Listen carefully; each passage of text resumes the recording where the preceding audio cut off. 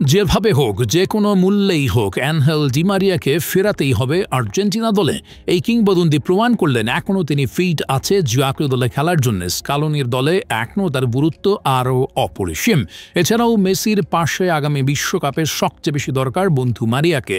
তবে কি এই গ্রেট দলের প্রয়োজনে আবারও ফিরছেন বিশ্ব চ্যাম্পিয়নদের ডি মারিয়াকে কেন এখনও প্রয়োজন, এবং মারিয়া কি সত্যিই ফিরবেন?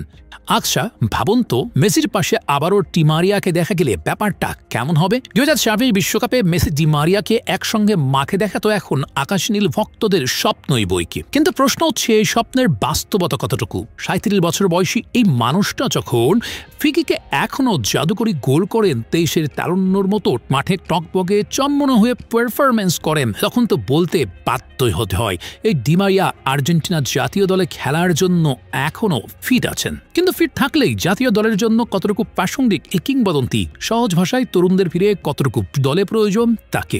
এই প্রশ্নের উত্তরের শুরুতে একটা কথা বলতে হয়, অভিজ্ঞতা তো কখনোই পচনশীল নয়, অর্থাৎ অভিজ্ঞতা সবসময় মূল্যবান। আর যদি সেটি মহাযজ্ঞের মঞ্চ হয়, অর্থাৎ বিশ্বকাপের মতো টুর্নামেন্ট, তখন মারিয়ার মতো বিশ্বকাপ খেলার অভিজ্ঞতা হয়ে ওঠে আরও বেশি প্রাসঙ্গিক।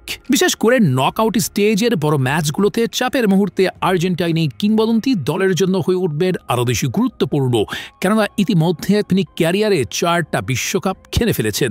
তাই চাপের মুহূর্তে কিভাবে দলের জন্য বুক চিতিয়ে দাঁড়াতে হবে সেটা তার ভালোই জানা। হ্যাঁ, এটাও ঠিক যে তার গতি আগের চেয়ে অনেক হ্রাস পেয়েছে। আন্তর্জাতিক ফুটবলের মঞ্চে হয়তো 90 মিনিটে একই ধাঁচে এখন দৌড়িয়ে বেড়ানোর মতো ফিটনেস নেই তার। কিন্তু 90 মিনিটই বা তার খেলতে হবে কেন? বরং দলের প্রয়োজনে শেষ 30 মিনিটের জন্য তো মাঠে আসতে পারবেন অ্যাঞ্জেল, তাহলেই তো যথেষ্ট প্রতিপক্ষের দুর্গে কাঁপুনি তুলবার জন্য। এবং সেই 30 মিনিটের মেসির পাশে মারিয়া থাকলে আর্জেন্টিনার আক্রমণ ধাঁচে আসবে অন্যরকম।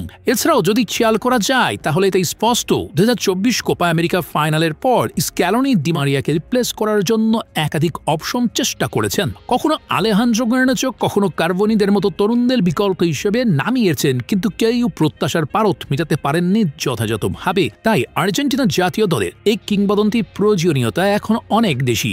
তিনি এখনও অনেক বেশি প্রাসঙ্গিক।